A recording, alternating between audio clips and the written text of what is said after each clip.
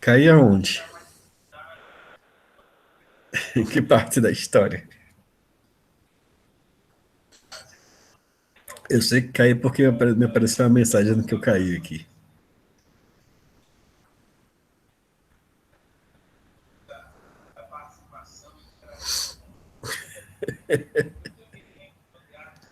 Bom, acontece. Aqui na cidade, quando chove mais forte, os operadores de internet ficam instáveis. Chefe chegando. Basicamente, eles descobriram que o chefe chegando com toda dor de cabeça, a melhor maneira de consertar as coisas era manter o chefe fora da sala enquanto eles corrigiam os erros. Especialmente quando o chefe acaba de perder a esposa para tuberculose. É, caso sério, né? Caso sério.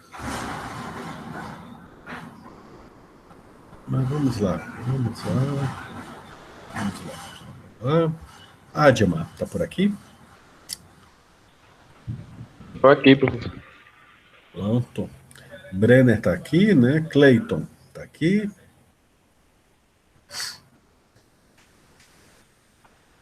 E o pessoal expulsou ele da sala. O que aconteceu? Expulsou ele da sala e disse: Deixa a gente resolver. E ele deixou. E ele só veio, sofreu luto mesmo meses depois. Deixa eu ver aqui. Diego, Elielton. Tô Diego tá aqui, aqui. Diego. Elielton tá aqui. Elielton tá aqui. Genivaldo, Gustavo. Ainda não. Irla tá aqui, né? Jean. Jean. Ainda não. João Anderson, José Ravik. João Anderson aqui. Ravik ainda não. Marcelo, Marta Regina. Tô aqui, bom dia. Bom dia, Marta. Tudo bem? Tudo sim, pois não. Graças a Deus, tudo em paz. Amém. Pedro Henrique, Renan.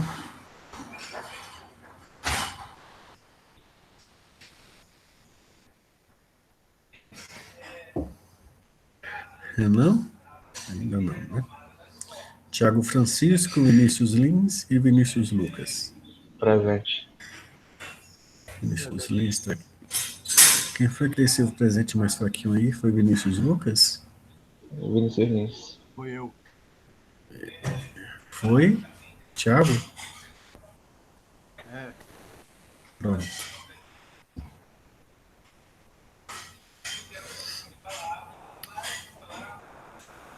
Pronto.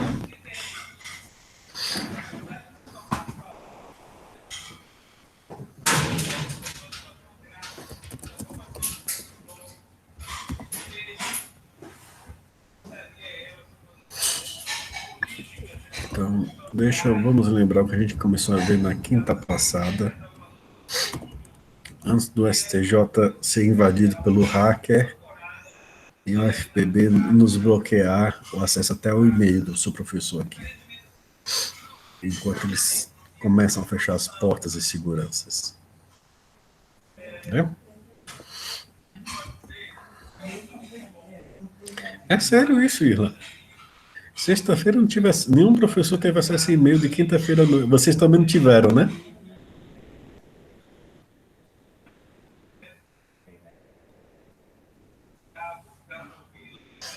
Por causa da história da STJ.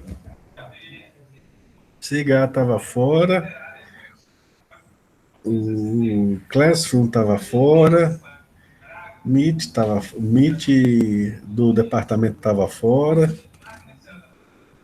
e no meu caso até meu e-mail estava fora, meu e-mail do departamento.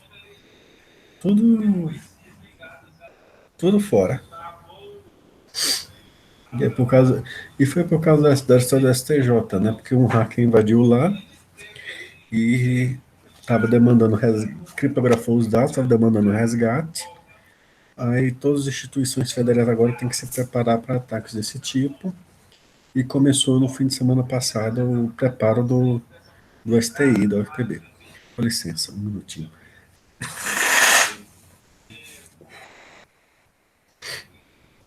Desculpem. Então, na aula passada, nós começamos a falar desses rapazes aqui, né? Grafos, bolinhas ligadas por linhas, as bolinhas são chamadas de nós ou vértices, e as linhas são chamadas de arestas ou arcos. É isso, meus amigos? Bom, e são usados para modelar e resolver os mais diversos tipos de problemas do mundo, tá certo? Agora, eles têm que ser adequados, implementados à natureza de suas situações, tá certo? E nós vimos na aula passada as formas de representar os grafos, né? Que era a matriz de incidência, de adjacência e a lista, né? E a gente viu que uma matriz, a gente associa, nas duas matrizes a gente associa as linhas aos vértices, em uma as colunas e as arestas, e aí você tem que ler o par da arestas, decidindo botar um, menos um, o menos um é de onde sai, e um é de onde chega, não é isso? Vamos lembrar isso aqui. E zero nos demais. Estão lembrados? Essa era a matriz de incidência. A outra matriz é de adjacência. E por último, a gente viu a lista de adjacência, ou seja, para cada vértice tem uma lista encadeada contendo seus vizinhos. Tá certo? Para o nosso curso, para o que a gente vai ver aqui, basicão, a gente vai usar mais a lista de adjacência. Os outros, a gente é uma modelagem. Eu sinto, assim, é uma falta que por enquanto a gente não pode sanar. Mas as outras duas modelagens, ela é muito boa para uma área chamada análise de sensibilidade. O que é Professor, com isso? licença. Diga, Minha internet caiu na hora da chamada, mas eu tava aqui. Vinícius Lucas, tá certo, já boto agora, não tem problema não. Tá certo, obrigado. As outras duas representações são muito boas para resolver problemas tanto de transporte, de deslocamento de mercadorias, como numa área chamada análise de sensibilidade, que é algo muito interessante para empresas, né? Quanto de estoque você mantém na empresa, dada a situação, expectativa do mercado, em um dado momento, mas para a gente entrar nisso daí, vocês teriam que ver uma outra técnica de programação que a gente não vai ter oportunidade de ver, certo? Quando a gente técnica de programação, a gente precisa de uma ferramenta à parte, aí a gente seria uma outra forma. Né? A gente precisa de uma ferramenta que trabalharia com essas matrizes sem a gente ter que codificar elas tão fortemente, vamos dizer assim. Mas elas também têm seus interesses. Mas, na maioria dos casos, a lista de adjacência será a forma mais eficiente de nós trabalharmos. Quando eu digo eficiente, eu quero dizer o seguinte: ela será a mais econômica e a mais ágil para nós trabalharmos na maioria das vezes. Tá certo? As outras duas, elas são mais quando a gente estiver trabalhando com o que a gente chama transportes, o fluxo de informações, tá certo? Em geral, isso implica algumas ferramentas específicas e algumas programações que nós não vimos ainda, tá certo? Então vamos deixá-las por enquanto de lado e vamos nos concentrar nessa forma de representação. Não significa que as outras não sejam importantes. Dito isso, vamos dar uma olhadinha já de cara como é que a gente, uma das inúmeras formas como um grafo pode estar codificado em arquivo. Né? Ela pode estar codificada de muitas formas diferentes. Uma delas é essa aqui. Está carregando aqui para vocês.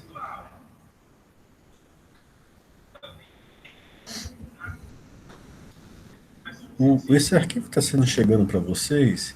A primeira linha diz que ele tem 13 vértices e 13 arestas. E então ele passa a listar as arestas uma a uma.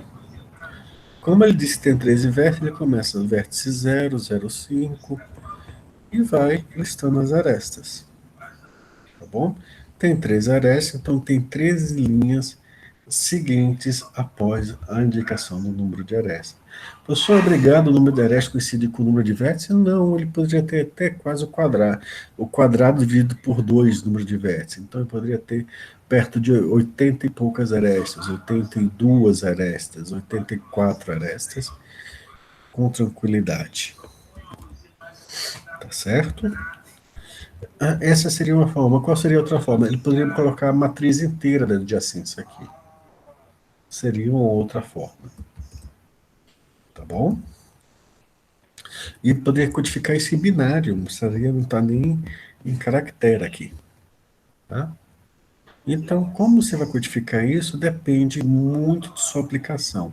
Essa é a forma de aplicação do livro que a gente está que eu estou utilizando aqui como referência. Tá bom? O que a gente vai ver agora é o algoritmo de busca em amplitude, também chamado busca em largura. O que ele faz é, a partir de um nó, que a gente vai fornecer como ponto de partida, também chamado de fonte, né?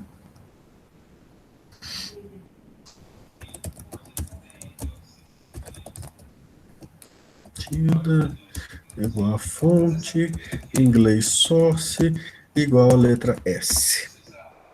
Tá? Você encontra a menor distância dessa fonte aos demais nós. Tá certo?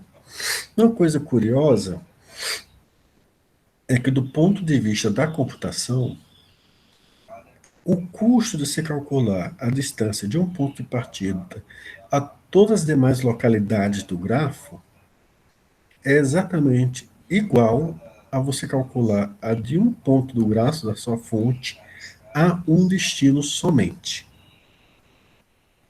Vocês conseguem imaginar isso? O custo é basicamente o mesmo em termos de computação, de processamento, velocidade de processamento, de memória. O custo é basicamente o mesmo que você calcular entre um par origem e destino e entre origem e todos os demais cantos o custo é o mesmo. E, curiosamente, é mais fácil codificar entre origem e todos os destinos do que entre origem e um único destino. Então, adivinha o que o pessoal faz?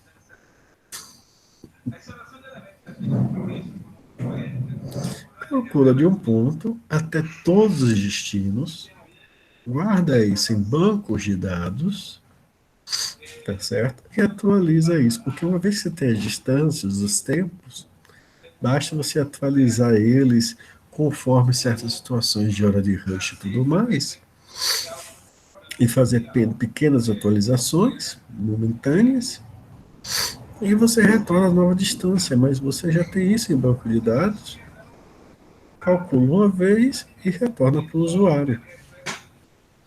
Tá certo? Então, uma vez que você calculou a distância, basta guardá-la, está calculada. Tá bom? Tem entendido a ideia do que a gente vai fazer aqui?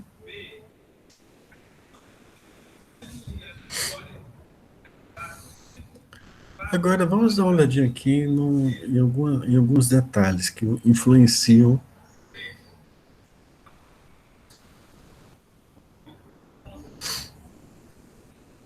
no desenho do algoritmo.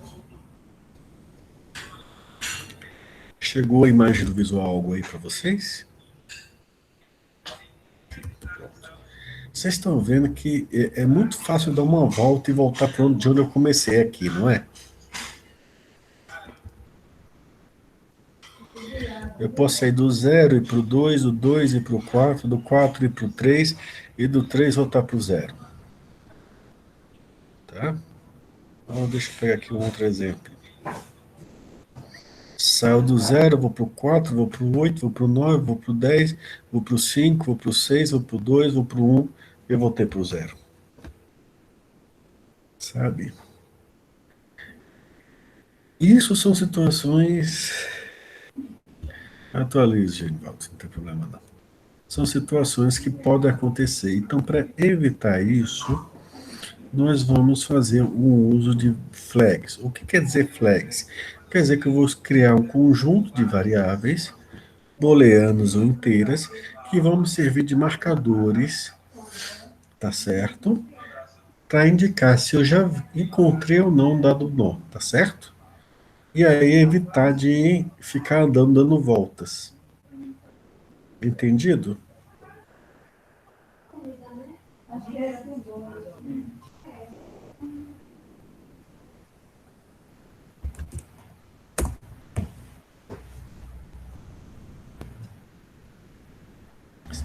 Então, eu use o termo flag ou marcador, ou flag mesmo, porque é algo que eu estou definindo. É claro que a linguagem de programação tem seus próprios objetos especiais, e que às vezes um objeto tem seus flags. O que quer dizer isso? Quer dizer que alguém, quando criou aquele objeto, definiu alguma variável para guardar para indicar algum estado interno daquele objeto. Tá bom? E a gente tem liberdade de, com os nossos objetos, definir isso. Então, tranquilo, José Rabica, deixa eu marcar para sua presença aqui.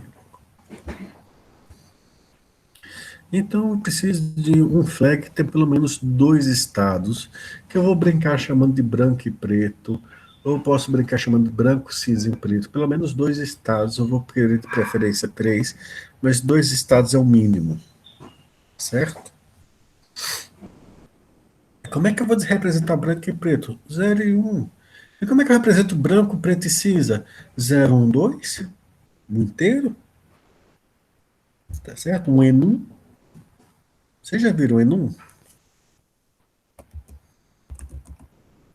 Vocês já viram enum em PO? Ok, fora Lielton, mais alguém?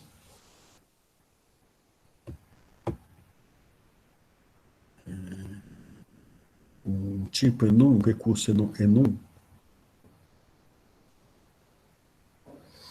Enum é um recurso que é o seguinte: eu crio um tipo de dado em que eu posso. A sintaxe não é essa. Eu vou usar uma sintaxe de outra linguagem. Tá certo?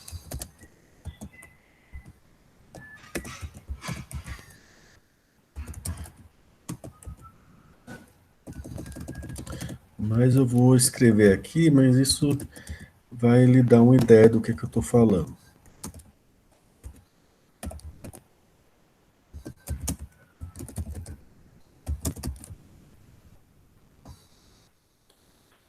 Aí, o que isso faz é associar dentro do meu código a palavra branco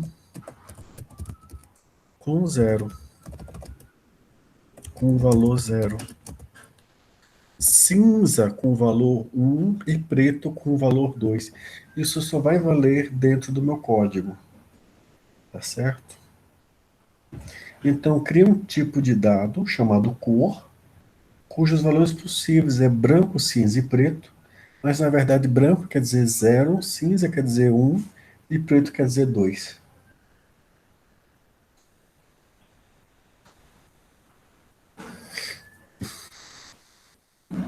Entendeu, Irla? Então é uma forma de eu escrever algo mnemônico no meu código que na verdade ainda é o inteiro. Eu só disfarcei o nome para comunicar melhor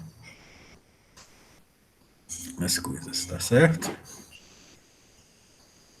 Então, não posso fazer isso? Usa o inteiro, né? Inteiro, cor, começa com 0, depois atribui 1 e você escreve no comentário, né? 0 é branco, 1 é cinza e 2 é preto. Aí vocês têm que escrever no comentário o que quer dizer as coisas, né? O menu às vezes ajuda a comunicar melhor algumas situações. Tá? É muito útil quando você está fazendo uma aplicação de calendário, assim, que você bota os meses do ano numa numeração. Tá bom? Deixa eu parar aqui que eu já não sei mais o que eu estou apresentando para vocês. Deixa eu voltar para os slides.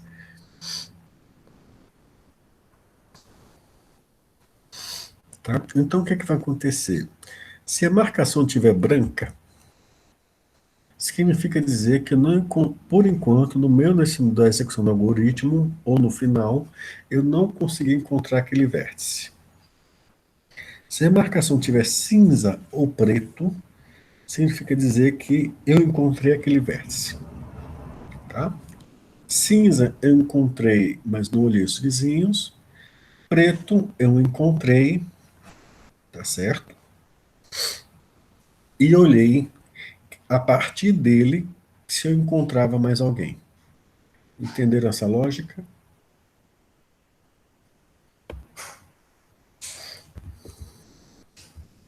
Então vamos lá. Deixa eu pular isso tudo aqui. Então todo mundo vai precisar dos vértices de uma cor, de uma marca, tá? Não precisa ser chamado do curso, pode chamar de booleano marca, int marca, tá certo? Isso é só algo para se dizer, encontrei ou não encontrei. Se for booleano, falso, para dizer que eu não encontrei, true, para dizer que eu encontrei. Para todo mundo, vou precisar de um predecessor. O que é o predecessor? Se eu encontrei um vértice, eu preciso dizer a partir de quem eu achei ele. Tá bom? Por exemplo, em rede social, se eu estou encontrando, por exemplo, Brenner, eu tenho que dizer, olha, como é que eu estou encontrando o Brenner? Ah, eu sou amigo de Irla, e Irla é amiga de Brenner. Vocês estão entendendo? A partir de quem eu encontro aquela pessoa.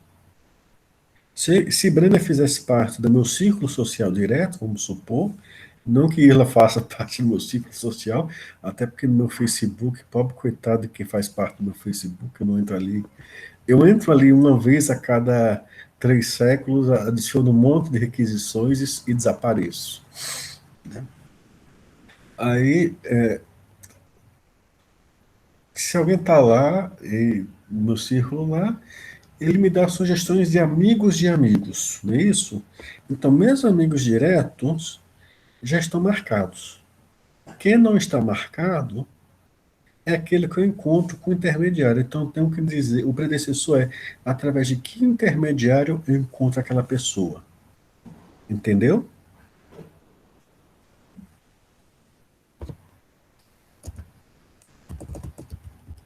Ok? Alguma dúvida sobre o conceito de predecessor? Ok. E D é a distância. A partir de quantas arestas, ou seja, a partir de quantas pessoas são necessárias para eu chegar a partir da fonte, né, que é de onde eu estou saindo, para chegar até aquele local, ou aquela pessoa. É exatamente isso. Né? Redes sociais aqui é um exemplo maravilhoso para essa situação. Tá bom? Então vamos ver. Inicialmente, todo mundo vai começar com cor branca, predecessor nulo e distância infinito. Tá lá. Cor branca por quê? Porque no começo eu estou assumindo que eu não encontrei ninguém. Como eu não encontrei ninguém, eu não tenho nenhum intermediário que me leve a eles. E distância infinita, como é que faço infinito de estimação? Máximo inteiro dividido por 4. Na implementação a gente vai ver, o cara botou máximo inteiro. Não façam isso. Bota dividido por 4, porque às vezes sua aplicação você vai ter que fazer alguma soma, alguma coisa, e se você bota máximo inteiro e soma mais um, às vezes dá um erro, e as coisas vão para o brejo. Tá? Depois que você fizer isso, vamos lá, vamos com calma. Tá aqui esse pseudocódigo, ele tem 22 linhas, mas ele pode ser dividido em 4 momentos. Eu vou explicar isso com calma. Me acompanha nesses 4 momentos? Tá, vamos passear Ok? Primeiro momento, tá? Linhas 1 a 5, inicialização. Ó, para fazer a busca de largura, eu tenho que ter acesso ao grafo e um ponto de partida. Tá certo? Para cada vértice do grafo, a ordem que você vai varrer esses vértices não me importa.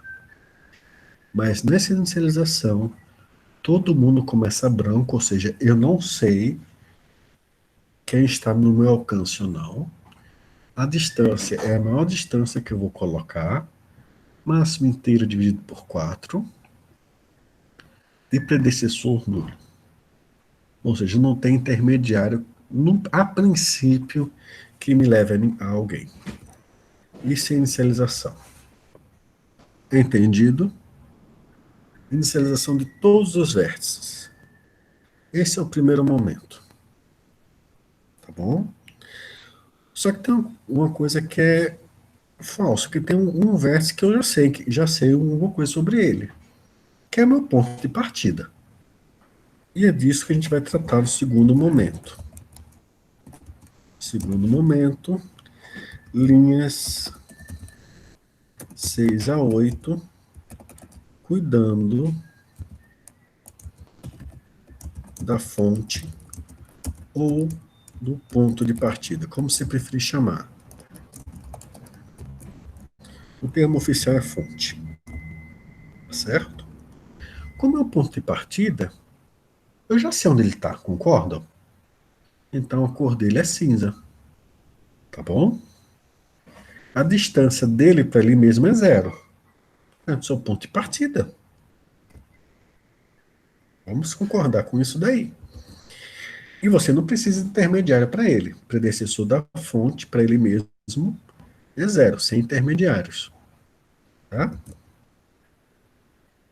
Ok? Alguma dúvida sobre o primeiro momento de inicialização? Inicialização dos vértices. Ok? Alguma dúvida sobre o primeiro ou segundo momento? Não. Irla, Brenner, Vinícius. Tranquilos?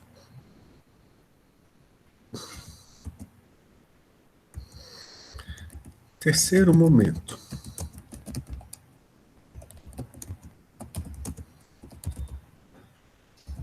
Preparando uma fila. Isso as linhas 9 e 10.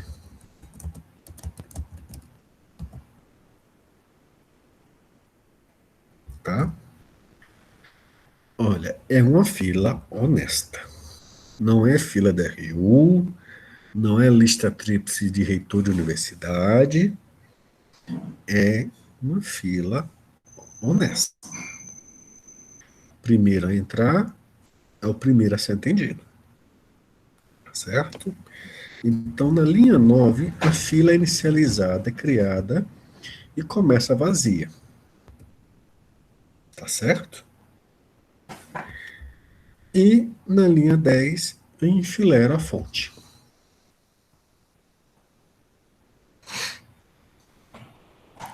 Dúvidas?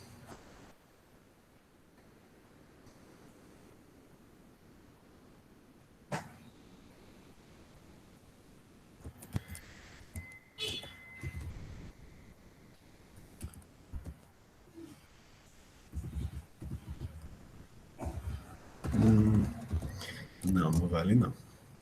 Quarto momento, a busca em si. Nos 3 primeiros momentos, espera só um pouquinho que eu tenho que avisar alguém para atender a porta. Acho que eu vou latir um pouco, dá um minuto aqui.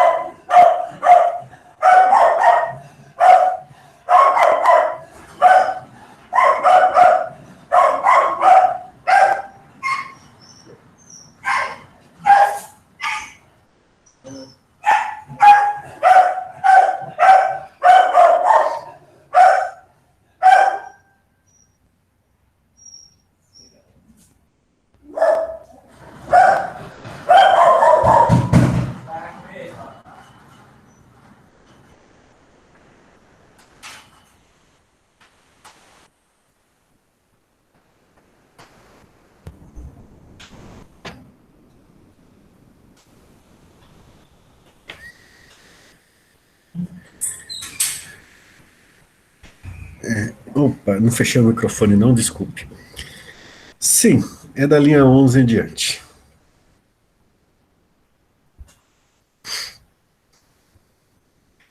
É da linha 11 em diante. Desculpe, pensei que eu tivesse fechado o microfone. Acho que deu um duplo clique sem querer. Olha o que vai acontecer. A gente enfileirou a fonte na linha 10. Só que o que acontece agora? Enquanto a fila não estiver vazia, tá? Você vai desenfileirar, ou seja, os vértices que você já conhece, você vai tirar o primeiro deles, que estava na frente. E aí você vai olhar para cada, pegar cada vizinho dele e olhar, tá certo? Se o vizinho for branco, ou seja, se é um vizinho que era desconhecido para você, um amigo de um amigo que lhe era desconhecido, você marca como cinza, agora você conhece ele. A distância até ele é a distância até que você desenfileirou mais um, e o intermediário até ele é de quem você desenfileirou. Tá certo? Linha 15, 16 e 17.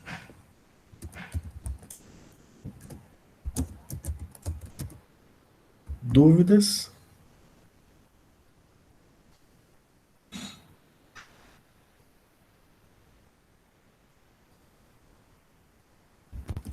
A 13, olha só, para cada vizinho que o tiver na lista de adjacência dele. Você tirou ele da fila e vai olhar os vizinhos dele. Tá certo? Aí tem que ver como é que tá na lista. Tá bom? Você não vai nem tirar da lista. Você vai olhar, você vai percorrer aquela lista dele e vai dizer: ok, deixa eu ver essa lista aqui. Você. Você é branco? Sim. Ah, então você é amigo do meu amigo. Sua cor vai para cinza. Para eu chegar em você, passo por um intermediário a mais, que eu passei do que do amigo que eu cheguei até aqui. E sou intermediário, eu passo o intermediário para encontrar você é fulano. Tá certo? Entenderam essas três linhas? Fiz isso, eu enfileiro esse rapaz que eu encontrei.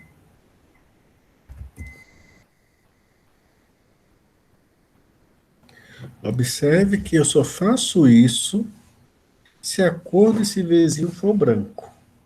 Porque se ele já for um conhecido meu, eu não preciso pintar ele nem alterar seus dados dele. Ele já me é um conhecido. Ele já me era um conhecido até mais perto ou de distância igual que o atual. Tá bom?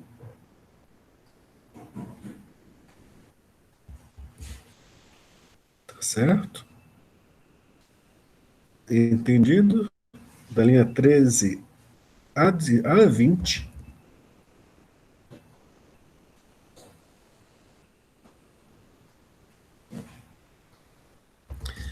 Fiz isso tudo, o cordil vai para preto e ele volta para a linha 11. Observe que eu enfileiro se eu encontrar alguém. Se eu não encontrar ninguém, eu não enfileiro. Mas tendo alguém na fila, ele vai desenfileirar e vai seguir adiante. Se ele encontrar alguém, ele muda para cinza. Certo? E aí ele vai encontrando o pessoal e vai expandindo as conexões dele. Tá certo?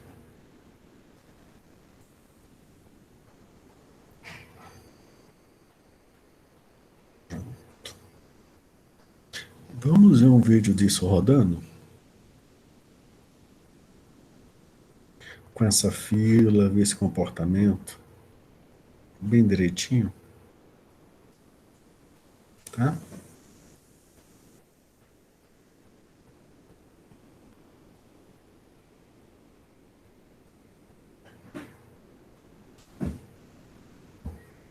Me avise quando chegar aí a foto de um livro aí.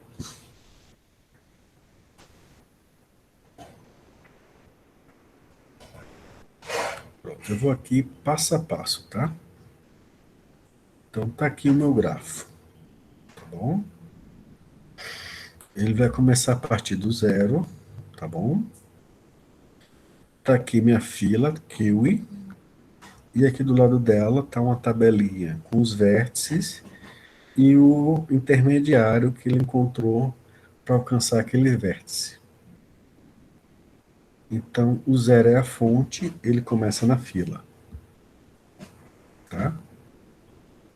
Tá pintado ali com uma cor diferente. Tira o zero da fila. Aí, quem são os vizinhos do zero? 1, 2 e 5. Então, um de cada vez, um por vez. Tá? 2. Observe que ele alterou ali. O intermediário do 2 é o 0. Pintou o 2 de uma cor diferente.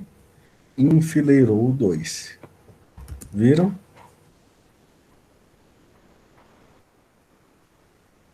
Sim.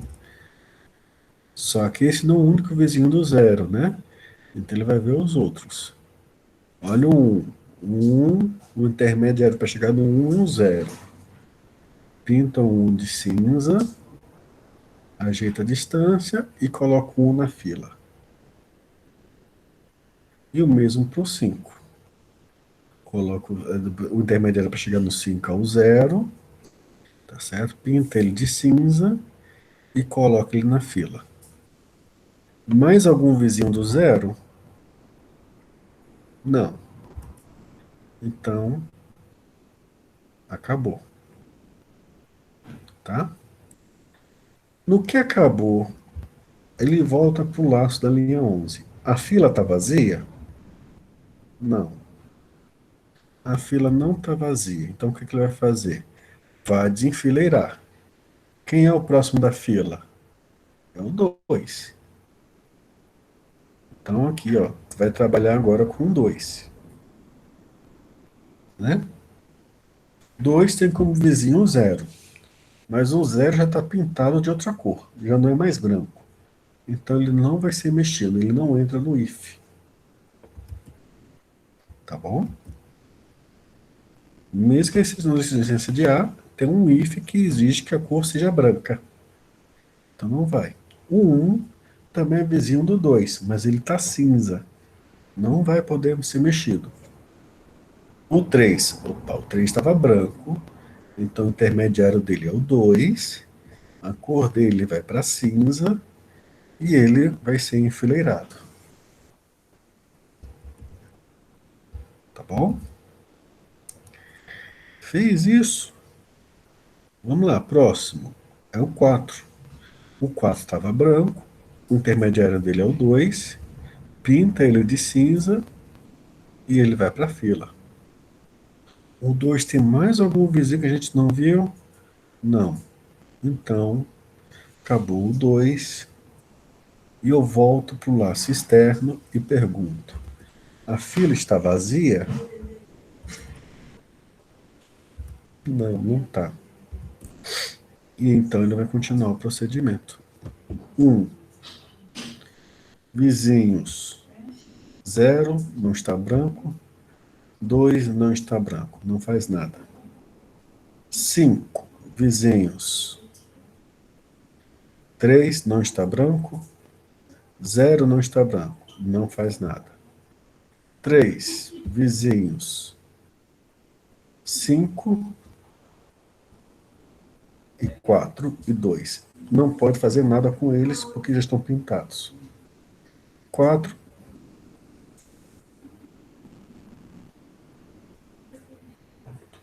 Olha os vizinhos. Pronto. Acabou o 4. Observe que agora a fila está vazia. No que a fila está vazia, acabou. Tá certo? E nesse vetor aqui dos predecessores, dos intermediários, está localmente organizado as informações dos caminhos. Por exemplo, se eu quero saber o caminho do 0 até o 4, passa pelo 2. E do 0 ao 2 passa pelo 0. Então o caminho do 0 ao 4 é 0, 2, 2, 4. Essa informação está na tabela. Deu para entender? Deu para acompanhar?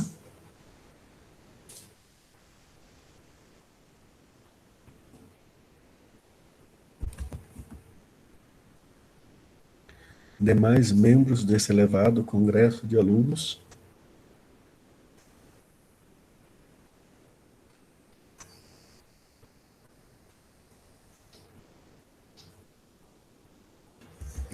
Pronto. Eu executei ele aqui passo a passo.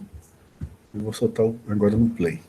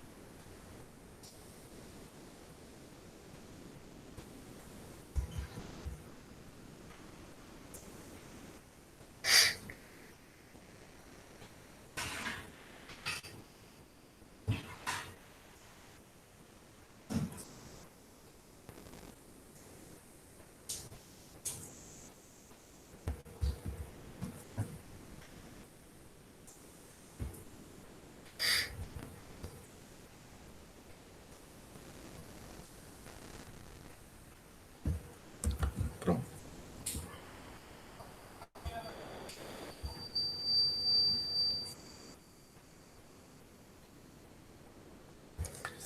Se eu quiser imprimir o caminho que está nessa tabela, o algoritmo que faz isso, ele é bem compacto,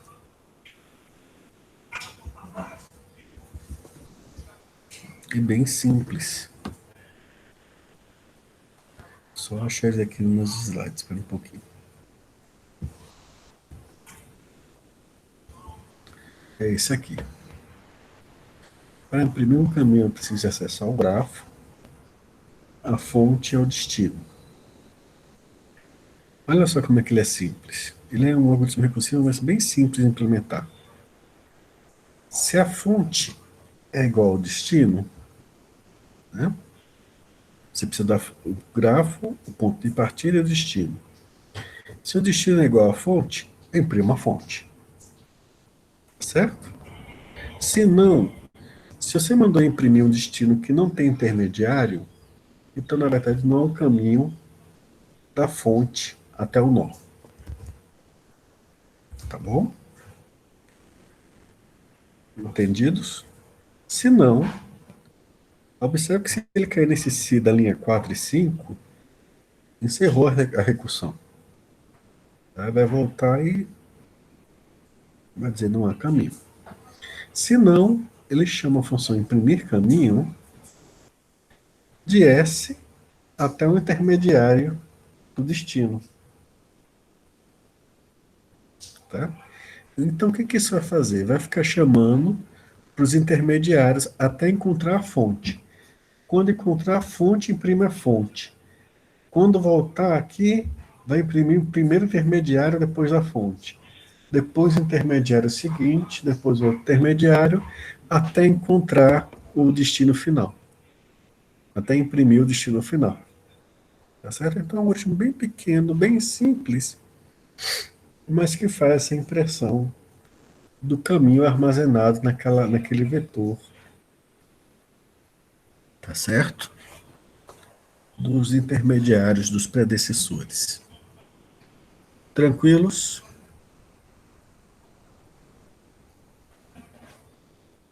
Vamos dar uma olhadinha no código disso tudo aqui, né?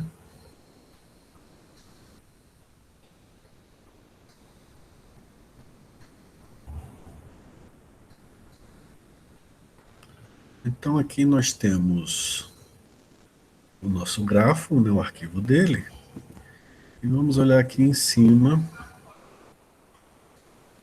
né, a classe grafo, que a pessoa implementou para ler esse arquivo.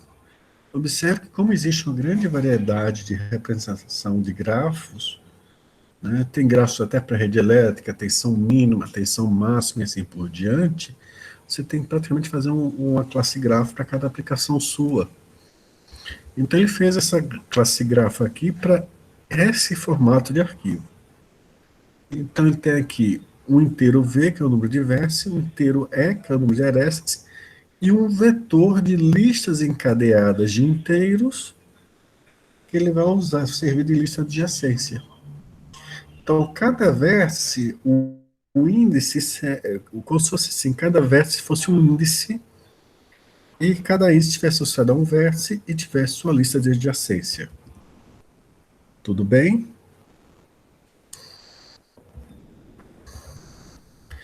E aí, o que acontece? Um construtor dele, você pode criar, certo? Mandando só o número de vértices, né, número de vértices igual a 0, e ele vai só inicializar, criar um vetor de listas encadeadas. Perdoe-me. Quanto número de vértices, listas encadeadas, e cada lista encadeada inicializada, mas sem nenhuma aresta, e outra, construtor que você manda o arquivo, ele vai ler o arquivo, e para cada aresta que você tiver naquele arquivo, ele vai adicionar uma aresta. E nessa função adicionar aresta, vamos dar uma olhadinha nela, está aqui embaixo. O que é que ele faz? Quando ele lê uma aresta dessa, por exemplo, aresta 02, o que ele faz é, na lista adjacência índice 0, ele coloca o valor 2 para indicar que 2 é vizinho do 0, e na lista adjacência índice 2, ele coloca o 0 para indicar que o 2 é vizinho do 0. Sim, vamos lá aqui repetir. Então, para cada, aqui ele guarda o número de vértices, número de arestas e um vetor de listas encadeadas, tá certo? Cada índice corresponde a um vértice, então cada lista encadeada está associada a um vértice. Quando você manda um arquivo para esse construtor aqui, ele vai ler o número de vértices, vai ler o número de arestas, vai inicializar, tá certo?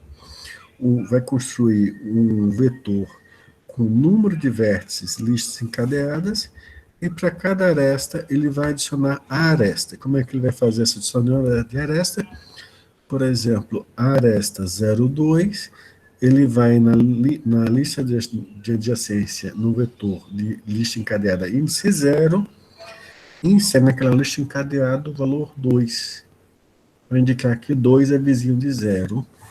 E na lista encadeada no índice 2, né, como a vetor lista encadeada no índice 2, adiciona aquela lista encadeada o valor 0 para dizer que 0 é vizinho de 2. Então, a gente está tratando esse grafo como sendo um grafo não direcionado. Ficou claro, Irla? Pronto. Então, esse aqui é o grafo, tá? E se eu tenho aqui uma função que me retorna, tá certo? A lista, né, de adjacência de um vértice, ADJV, a gente vai ver que isso vai ser útil.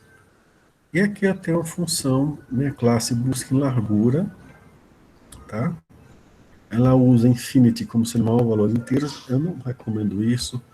Eu preferia que a pessoa tivesse usado o valor dividido por 4, mas isso tiver mais em estrutura de dados 2, do porquê disso, tá? E aqui, em vez de um inteiro, 0, 1 e 2, ou branco, cinza e preto, ele vai usar apenas um booleano, né? Marcado ou não marcado. Se for falso, não encontrei ainda. Se for true, já encontrei.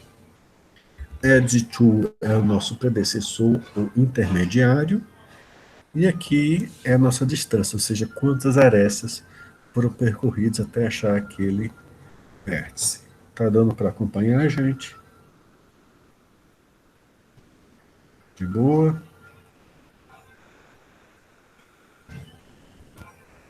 Vamos seguindo, então.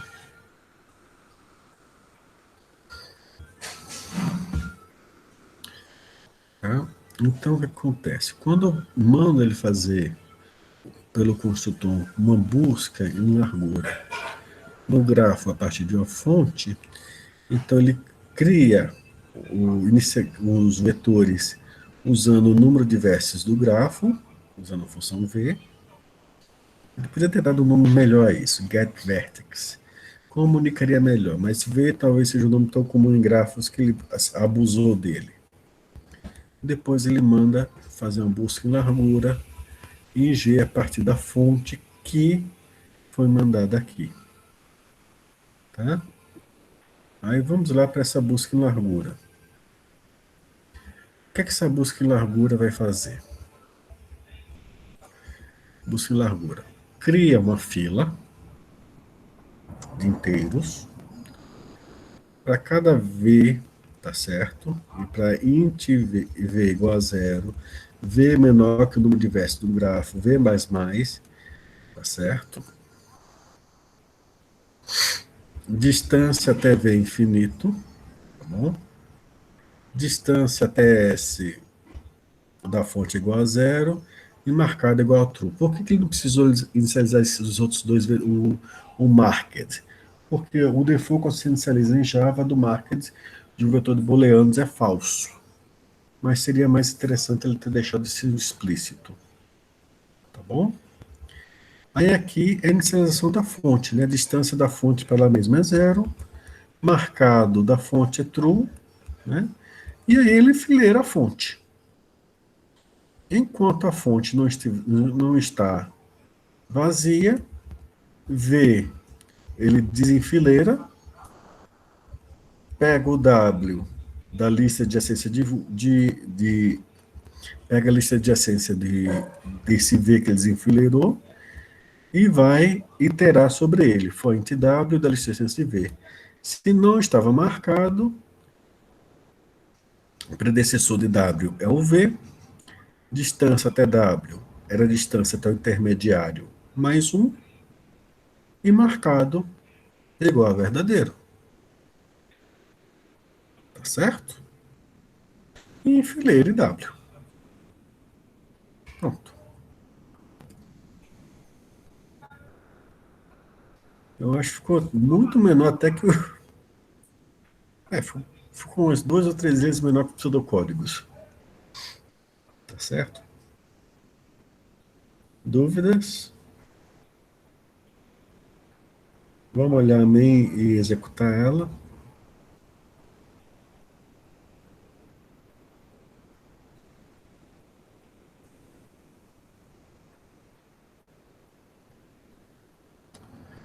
Tem muito nome, não dá para entender. Ok. Main. Olha só, ele vai receber 2 argumentos via linha de comando. O primeiro é o nome do arquivo onde está o grafo. Está no arg0, que é onde ele vai jogar aqui o grafo. O segundo, tá? É o número da fonte. Qual o índice da fonte? E aí ele manda executar a busca em largura e depois ele vai aqui para cada vértice do grafo. Se tem um caminho até esse nó, ele imprime o caminho. Se não, ele diz que não há um caminho. Tá bom?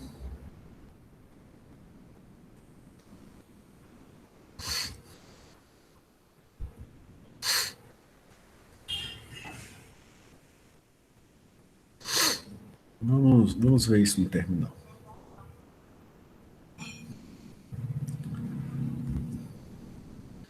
Vamos lá. Ele vai receber 2 argumentos via terminal. Só que não vai ser enviado via teclado, com aquela setinha. Vai ser enviado, digitado via esse args. Tá certo? O primeiro é o nome do arquivo onde está o gráfico, está no arg0. E o segundo é qual o número do vértice que vai servir de fonte. Que está aqui nesse args1. Deixa eu segurar aqui o shift. Tá ok? 267. Aí ele, calma, deixa eu chegar lá. O 265 ele vai fazer a busca em largura. O 267 ele vai ver para cada vértice do grafo se há um caminho mais curto até ele.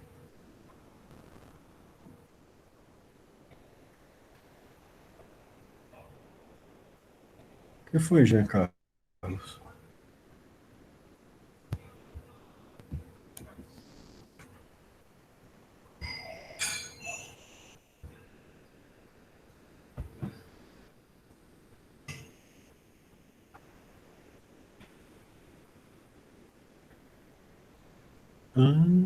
Estava vindo de errado.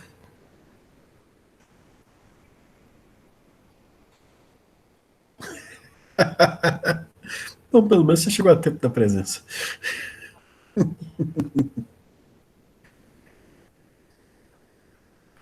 Tá certo. Então, vamos lá aqui, então. Antes de mostrar a execução do código, a gente vai executar o código sobre esse grafo. Então, antes de mais nada, vamos ver como é que é esse grafo, né? Então,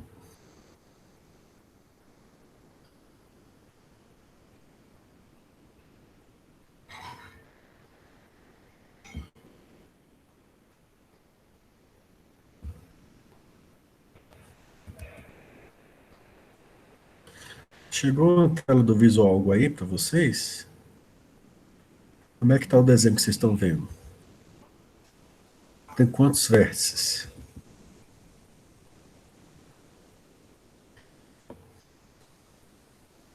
12. Mas estão todos ligados entre eles ou estão alguns separados? Estão separados, né? Sim, pronto. Então é esse mesmo. Você vê que o 0 está ligado com os vértices de 1 a 6. O 7 e o 8 estão juntos só entre eles. E o 9 a 12 estão juntos só entre eles. Tá certo? Isso é importante na hora de quando eu for executar. Senão a gente não vai entender a saída que ele vai dar ali.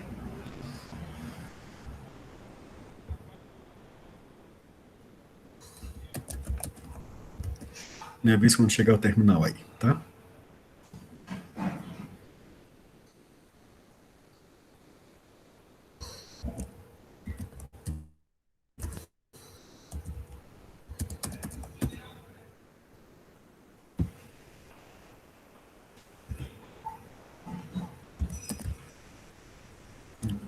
Java não, Javac.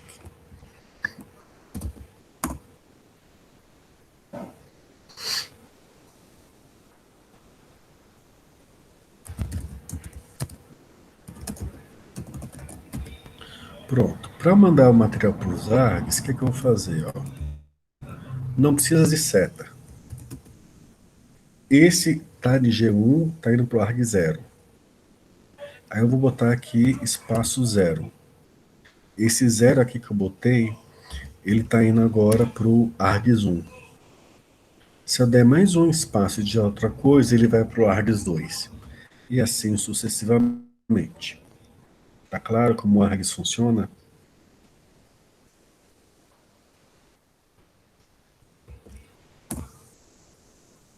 Pronto. Aí ele está me dizendo o quê? Do 0 para o 0, o caminho é só o 0. Do 0 do 1, o caminho é 0, 1. 0 para o 2, o caminho é 0, 2. 0 para o 3, 0, 5, 3. 0 para o 4, caminho é 0, 6, 4. E assim vai. O 0 ao 7 não estão conectados entre eles. Tá bom? Nem o caminho que liga o 0 ao 12, por exemplo. Observe que se eu mandar outro ponto de partida, ele me informa os caminhos a partir daquele ponto de partida. Você vê que o 1, ele vai usar mais o 0 como intermediário. Do mesmo jeito que se eu mandar o 7, a gente vê que o 7 e o 8 só estão ligados entre eles. Então só... E eles vão se ver. Estou fazendo muito rápido?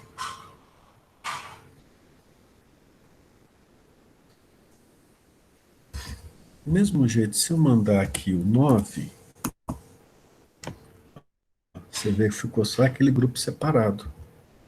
E se eu mandar o 10, que o 10 está mais isolado que os outros ali, aí ele vai primeiro para o 9, para depois chegar ao 11 ou 12.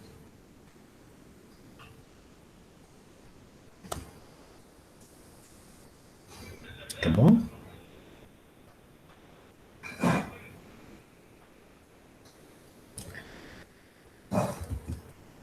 Do mesmo jeito, eu posso pedir qualquer vértice aqui, e ele vai me dar o caminho mais curto a partir desse vértice.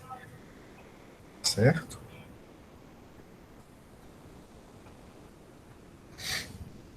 É da função do caminho mais curto. Eu estou lhe dando um ponto de partida.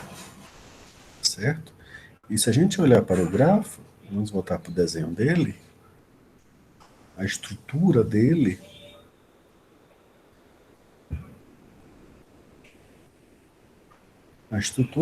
não permite que eu tenha um caminho.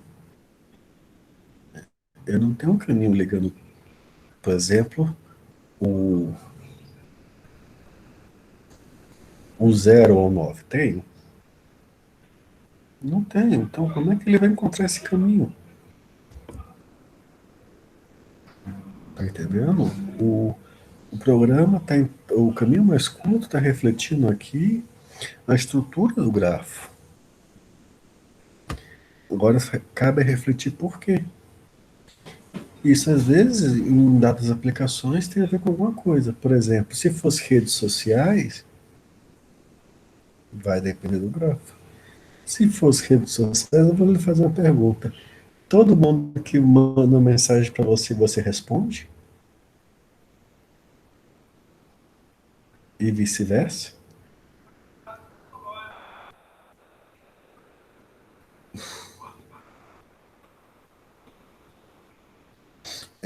Você tem todo mundo tem suas cliquezinhas, né, seus grupinhos, né? E nisso você tem as suas estruturas. Da mesma forma, as coisas... não, não tem isso.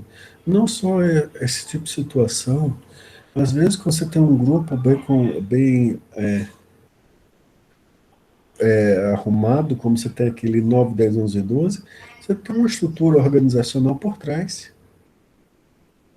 Desculpa aí ter pegado vocês, mas não é.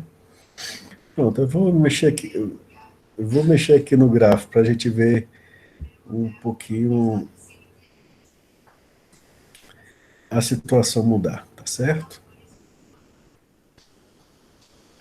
Eu vou botar aqui 14 arestas, tá? E deixa eu ver qual é a aresta que eu tenho que adicionar aqui. Uma aresta 3, espaço 9. Aí ele deve encontrar agora, com isso daqui, um caminho entre o 9 e o 0.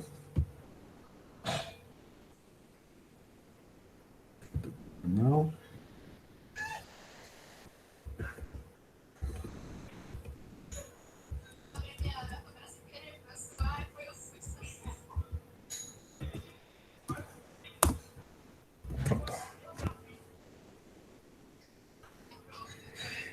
Pronto, ó. Você viu que agora, como eu botei mais uma aresta, ele encontrou.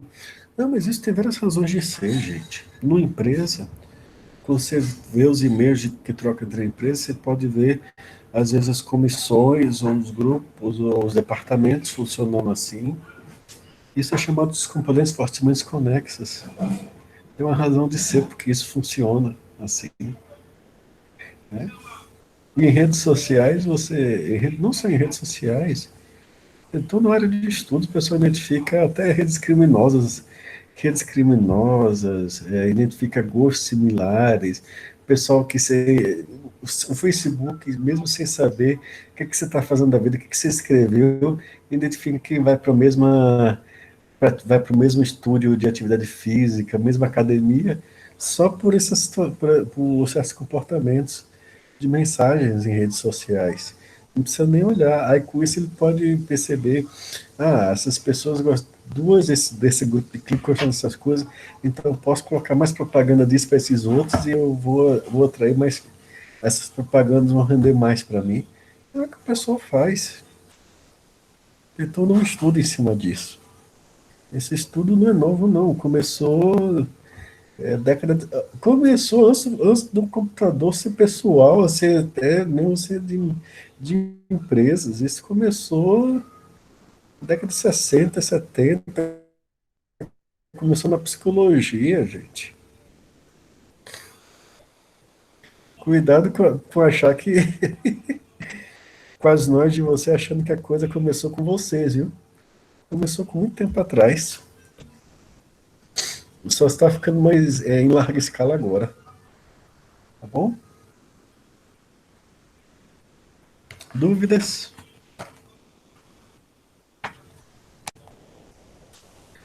Ok, esse fim de semana eu não pude. Primeiro, sexta-feira, o sistema estava fora do ar, não pude preparar as atividades. E o fim de semana foi nocaute meio adoentado pra caramba. Foi realmente sábado, eu não estava em condição nenhuma. E domingo eu decidi, não, deixa eu ter certeza que eu estou bem para segunda. Então, mas de hoje para quinta, eu libero a atividade, começo a corrigir as ordenações que vocês mandaram, tá bom? Então vamos fazer a nossa poesia aqui da semana, da semana não, do dia, e quinta-feira a gente retorna, tá certo? As uvas e o vento, teu riso.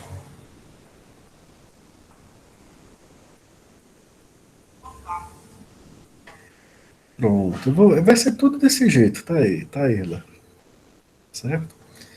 Tira-me o pão se queres, tira-me o ar, porém, não me tires teu riso.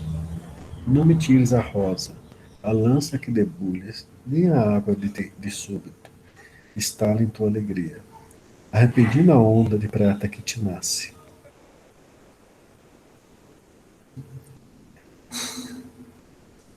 A luta é dura e volto com os olhos cansados. Às vezes por ter visto a terra que não muda, mas ao entrar teu riso, sobe ao céu me buscando e abre para mim todas as comportas da vida. Amor meu, mesmo na hora mais escura debulha teu riso, e se então logo vês que meu sangue mancha as pedras da avenida, ri, porque teu riso será nas minhas mãos como espada úmida. Junto do mar no outono, teu riso vai levantar sua cascata de espuma. E na primavera, amor, quero teu riso como a flor que eu esperava, a flor azul, a rosa da minha pátria que soa. Quero que rias da noite, rias do dia e da lua, e a das avenidas retorcidas dessa ilha. Pode ser deste rude rapaz, que muito te quer, mas quando abro os olhos para ir logo fechando, quando meus passos voltam, nega-me o pão e o ar, a luz e a primavera, mas teu riso nunca, porque assim morreria. Até quinta-feira, pessoal. Tá certo? Tudo de bom para vocês. Tá? É de Neruda, né? O rio, as uvas, o vento, teu riso. Boa semana. Espero que sim.